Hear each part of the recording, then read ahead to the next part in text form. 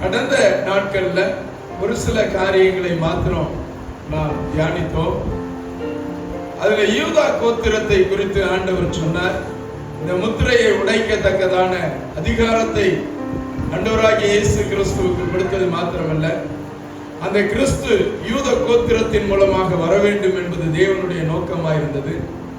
கிறிஸ்து அந்த ஒரு கோத்திரத்தின் மூலமாக வெளிப்படுவதற்காக அந்த யூத கோத்திரத்தையும், அந்த தெரிந்து கொள்ளப்பட்ட ஒரு குடும்பத்தையும், தெரிந்து கொள்ளப்பட்ட ஒரு சந்ததியையும் ஆண்டவர் ஒரு அடை காத்தது போல எப்படியெல்லாம் தொடர்ந்து அவர்களை பாதுகாத்து வருகிறது மாத்திரமல்ல, அவர்கள் தேவ நோக்கத்தை மறந்து, தேவ திட்டத்தை மறந்து, தேவனுடைய காரியங்களுக்கு கீழ்ப்படியாமை பிள்ளைகளாய் போன பொழுதும் தேவன் தம்முடைய மகத்துவமான திட்டத்தை, சித்தத்தை நிறைவேற்றுவதற்கு அவர்களை மீண்டும் மீண்டும் அவர்களை தேடி வந்தது மாத்திரமல்ல, அவர்களை அழைத்த அழைப்பும் கிருபை வரமும் மாறாதது என்று சொன்ன வார்த்தைப்படி அவர்களை தொடர்ந்து ஆண்டவர் பின்தொடர்ந்து வந்து அவர்கள் மேலே கண்ணோக்கமாய் இருந்து ஒரு காரியத்தை செய்து கொண்டே வருகிறார். அது முழு வேதாகமம் ஆதியாகமத்தில் இருந்து வெளிப்படுத்தின விசேஷம் வரையிலும் சில காரியங்கள் ஆண்டவர் உங்களை அழைத்தவர் எப்படி கைவிடாதவராய் இருக்கிறார். நான் கர்த்தர், நான் மாறாதவர் என்று சொன்னாரே, நான் மனம் மாற மனிதன் அல்ல என்று சொன்னாரே, அந்த வார்த்தையின்படியே அந்த மாறாத என் தேவனாகிய கர்த்தர் எப்படி ஒரு மனுக்குலத்தை நடத்தி வருகிறார் என்கிறதான காரியங்களை குறித்து நான் முகவுரையாக சில காரியங்களை கடந்த நாட்களிலே காண்பித்தேன். இந்த நாளிலே மீண்டும் அதன் அடிப்படையிலே உங்களையும் என்னையும் அழைத்த ஆண்டவர் ஏதோ ஒரு காரியத்திற்காக, சாமி கும்பிடுகிற வழக்கத்திற்காக இங்கு அழைக்கல. தேவனோடு உடன்படிக்கை செய்து அவரோடு உறவாடி நடப்பதற்கும், என் தகப்பனுடைய இருதயத்தில் உள்ள வாஞ்சைகளையும், என் தேவனாகிய கர்த்தருடைய இருதயத்தில் இருக்கக்கூடிய தாகத்தையும் தீர்ப்பதற்கு உங்களையும் என்னை அழைத்த ஆண்டவர் அந்தகாரத்தில் இருந்து ஆச்சரியமான ஒளியிடத்திற்கு வரவழைத்தவருடைய புண்ணியங்களை நீங்களும் நான் அறிவிப்பதற்காக கர்த்தர் உங்களையும் என்னையும் ஆசாரியனாகவும் லேவியனாகவும் கர்த்தர் தெரிந்து கொண்டார். அப்ப இந்த அழைப்பு எதற்காக? நீங்களும் நானும் என் தகப்பனுடைய அன்பை, என் ஆண்டவராகிய இயேசு கிறிஸ்து எனக்கு செய்த ரட்சிப்பையும், பிதா குமாரன் பரிசுத்த ஆவியானவருடைய திட்டம் என் மேலும், என் குடும்பத்தின் மீதும், என் சந்ததியின் மீதும் எத்தனை பெரிய நோக்கத்தோடு இருக்கிறது என்பதையும் புரிந்து கொள்வதற்காக கர்த்தர் இந்த நாட்களில் பேசி வருகிறார். இது ஏதோ பிரசங்கத்தை கேட்பதற்காக மாத்திரமல்ல, இதை கேட்டு இதன் அடிப்படையிலே நடக்க நாம் கற்றுக்கொள்வோமே ஆனால், நம்மை அர்ப்பணிப்போமே ஆனால், உன் வாழ்க்கையில உன்னை குறித்தும், உன் பிள்ளைகளை குறித்தும், உன் பின் சந்ததிகளை குறித்தும் தேவன் எப்படிப்பட்ட மகத்துவமான திட்டங்களை வைத்திருக்கிறார் என்பதை ஆவியானவர் இன்றைக்கு உன்னுடைய மன கண்களை திறந்து உணர்த்தி வைப்பாரே ஆனால் உன் வாழ்நாட்களிலே நீ பின்வாங்கி போக மாட்டாய். அது மாத்திரமல்ல, உன் சந்ததி தலைமுறைக்கும் இந்த சத்தியத்தை நீ சொல்லி மரித்து போவாய் என்பதை நான் விசுவாசிக்கிறேன். எனக்கு அருமையான கர்த்தருடைய பிள்ளையே, வேத மகத்துவமானது ஏதோ இது ஒரு மந்திர புஸ்தகம் அல்ல. ஏதோ அதை சுமக்கிறனால நம்மளுக்கு ஏதோ ஒரு பொருளாதார ஆசீர்வாதம் செழிப்பு உண்டாகும் என்பதற்காக அல்ல. நீங்களும் நான் அழைக்கப்பட்ட உன்னதமான நோக்கத்தை புரிந்து கொள்வோமே ஆனால் இந்த வாழ்க்கையில நீங்களும் நான் சாதாரணமான ஒரு மனிதனை போல வாழ மாட்டோம். ஒரு அசாதாரணமான வாழ்க்கைக்கு நீங்களும் நான் அழைக்கப்பட்டிருக்கிறோம். அந்த மேன்மையான காரியத்தை நீங்க எண்ணி பார்க்கும்படியாக ஆவியானவர் உங்களோடு மாத்திரமல்ல, என்னோடும் என் சந்ததியோடும் பேசுவார் என்று சொல்லி நான் விசுவாசிக்கிறேன். எடுத்தவர்கள் வாசிப்போம். ரோமருக்கு எழுதின நிருபம் 11ஆம் அதிகாரம் 29ஆம் வசனம். அப்போஸ்தலனாகிய பவுல் ரோமருக்கு எழுதின நிருபம் 11ஆம் அதிகாரம் 29ஆம் வசனம். தேவனுடைய கிருபை வரங்களும் அவர்களை அழைத்த அழைப்பு மாறாதவைகளை கரங்களை தட்டி ஆண்டவருக்கு நன்றி சொல்லுமா. தேவன் உங்களையும் என்னையும் கிருபையினாலே அழைத்தார். அழைத்த ஆண்டவர் ஒரு மிகப்பெரிய திட்டத்தோடு அழைத்திருக்கிறார். உங்க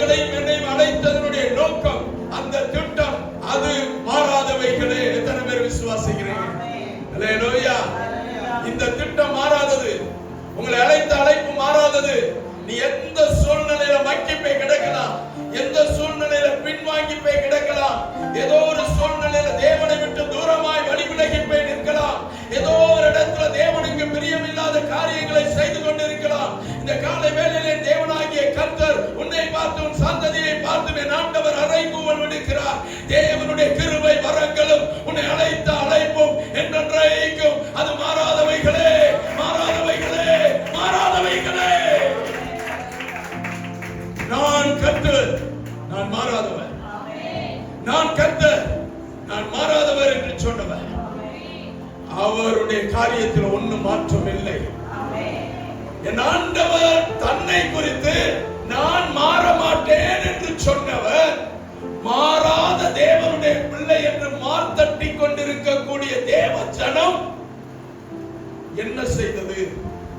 அவர்கள் எந்த இடத்திலெல்லாம் தேவனை விட்டு மாறினார்கள் என்கிறதான சில காரியங்களை காண்பித்து வரக்கூடிய வாரத்திலும் வரக்கூடிய நாட்களிலும் இன்னும் சில காரியங்கள் கிறிஸ்துவானவர் வெளிப்படுவதற்கு என்னென்ன காரியங்கள் எல்லாம் உண்டாகிறது என்கிறதான காரியங்களையும் ஆவியானவர் முகமுகமாய் பேசுவார் என்று சொல்லி நான் விசுவாசிக்கிறேன். தேவனுடைய கிருபை வரங்களும் அழைத்த அழைப்பு மாறாதவைகள் என்று சொன்னார். யாரை அழைத்தார்? உபாகமத்தின் புஸ்தகம் 7ஆம் அதிகாரம் 6ஆம் வசனம் 7ஆம் வசனம். உபாகமத்தின் புஸ்தகம் 7ஆம் அதிகாரம் 6ஆம் வசனம் 7ஆம் வசனம் வாசிங்க.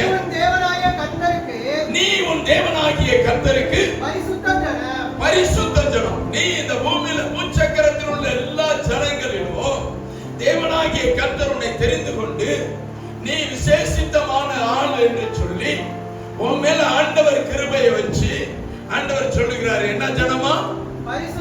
பரிசுத்த கூட்டத்தான். அல்லேலூயா. கரங்களை தட்டி ஆண்டவருக்கு நன்றி சொல்லலாமா? நீங்கள் நான் என்ன கூட்டத்தான்? பரிசுத்த கூட்டத்தான். அல்லேலூயா. ஆமென்.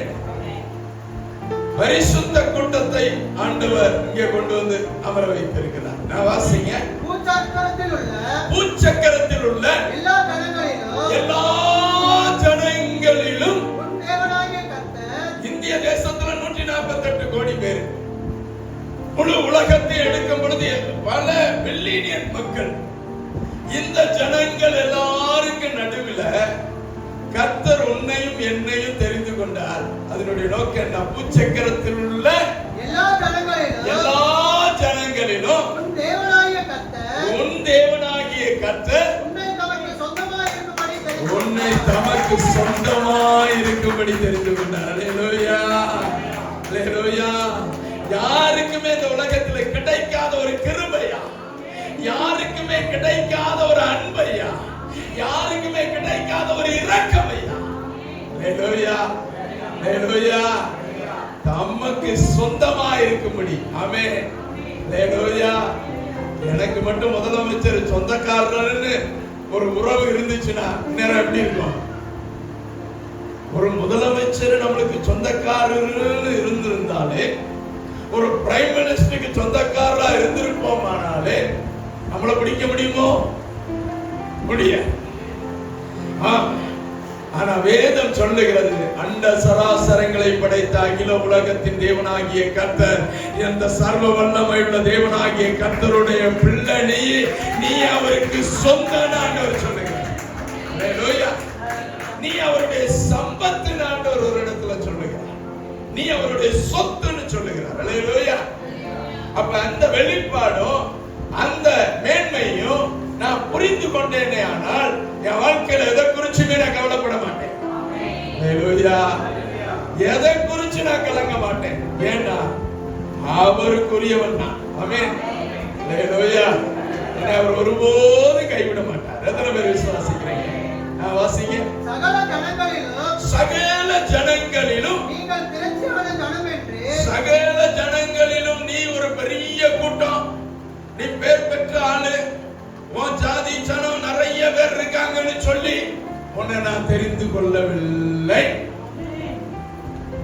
சகல ஜனங்களிலும் நீ ரொம்ப பேர் பெற்ற ஆளு, உன் குடும்பம் தான் அந்த ஊர்லயே முக்கியமான ஆளு, உன் குடும்பம் தான் இந்த ஊருக்குள்ளார பெரிய தலைக்கட்டு, அப்படி சொல்லி உன்னை தேடி வரல. வாசிங்க. திரட்சியான ஜனம் என்று, திரட்சியான ஜனம் என்று கர்த்தர் உங்கள் பேரில் அன்பு வைத்து உங்களை தெரிந்து கொள்ளவில்லை. கர்த்தர் உங்கள் பேரிலே அன்பு வைத்து தெரிந்து கொள்ளவில்லை. நீ ரொம்ப பேர் புகழானாலு, நீ ரொம்ப படிச்சாலு, ரொம்ப பிரில்லியன்டானாலு, ரொம்ப முக்கியமான பர்சன் இந்த ஊர்ல, உன்னை கேட்காம இந்த ஊருக்குள்ளார ஒண்ணுமே நடக்காது. நீ செல்வ செழிப்பானாலு, நல்ல காசு பணம் தொட்டு மணி எல்லாம் வச்சிருக்கிற, அதனால உன்னை வந்து தேடி வந்து உன்னை இழுத்து கொண்டு வந்து இங்க வைக்கல ஆண்டவர். வாசிங்க. நீங்கள் சகல ஜனங்களிலும் கொஞ்சமாய் இருந்தீர்கள். நீங்கள் சகல ஜனங்களிலும் புறக்கணிக்கப்பட்டு தள்ளப்பட்டு அருவருக்கப்பட்டு வெறுக்கப்பட்டு கொஞ்ச ஜனமாய் தள்ளப்பட்டு கிடந்தீர்கள். ஆனபடினாலே நான் உங்களை தேடி வந்தேன். கரங்களை தட்டியா. ஏதோ நீ ஒரு முக்கியமான பர்சன் உன்னை கூட்டிட்டு வரல. உன்னை இந்த சமூகம் ஒதுக்குச்சு, உன்னை உன் குடும்பம் ஒதுக்குச்சு, உன்னை இந்த தேசம் ஒதுக்குச்சு, உன் உறவினர்கள் ஒதுக்கினார்கள், உன் கூட பிறந்தவர்கள் ஒதுக்கினார்கள், உன் குடும்பத்தில் உள்ளவர்கள் யாரும் புரிந்து கொள்ளல. உன் ஜாதி ஜனம் எல்லாம் உன்னை ஒதுக்கினால ஆண்டவர் தம்முடைய இனத்தோடு கூட சேரும்படி கத்தர். எத்தனை அற்புதமான அன்பு பாருங்க எனக்கு அருமையான கர்த்தருடைய பிள்ளை. இப்படி அழைத்த ஆண்டவர், உன்னை அழைத்த கிருபை வரங்களும் அழைத்த அழைப்பும் ஒரு நாளும் மாறாதது. நான் கர்த்தர் மாற மாட்டேன். அப்படி சொன்ன இடத்துல மனுஷன் எப்படி மாறுகிறான்? உன்னை எல்லா இடத்திலும் நலிந்து போய் கிடந்தபடினால உன்னை அழைச்சி கொண்டு வந்தேன். கொண்டு வந்து உன்னை எப்படி வச்சிருக்கிறேன் வாசிங்க. யாத்ராகமத்தின் புஸ்தகம் 31ஆம் அதிகாரம் 1 - 5 வசனங்கள். பின்னும் கர்த்தர் மோசேயை நோக்கி, நான் யூதாவின் கோத்திரத்தில் ஊரினுடைய மகனான ஊரியின் குமாரன் பெசலேலை பெயர் சொல்லி அழைத்து, ஊரியின் குமாரனாகிய பெசலேலை பெயர் சொல்லி அழைத்திருக்கிறேன். வினோதமான வேலைகளை அவன் யோசித்து செய்கிறதற்கும் வெண்ணிலும் வெள்ளியிலும் வெண்கலத்திலும் வேலை செய்கிறதற்கும் ரத்தினங்களை முத்திரை வெட்டாக வெட்டி பதிக்கிறதற்கும் மரத்தில் சித்திர வேலைகளை செய்கிறதற்கும் மற்றும் சகலவித வேலைகளையும் யூகித்து செய்கிறதற்கும் சகலவித வேலைகளையும் யூகித்து செய்யத்தக்க ஞானமும் புத்தியும் அறிவையும் கர்த்தர் உனக்கு கொடுத்திருக்கிறார். கையை தட்டி. அடிமுட்டாளா கிடந்த நம்ம, வடிகட்டுன முட்டாளா கிடந்த நம்ம கொண்டு வந்து நம்மையும் இந்த சமூகத்துல வாழ வச்சிருக்காருன்னா எத்தனை பெரிய கிருபை, எத்தனை பெரிய அன்பு, எத்தனை பெரிய இரக்கம். அல்லேலூயா. இப்ப வரைக்கும் கூட 4 வார்த்தை ரைமிங்கா பேசினா நம்மளுக்கு புரிய மாட்டேங்குது.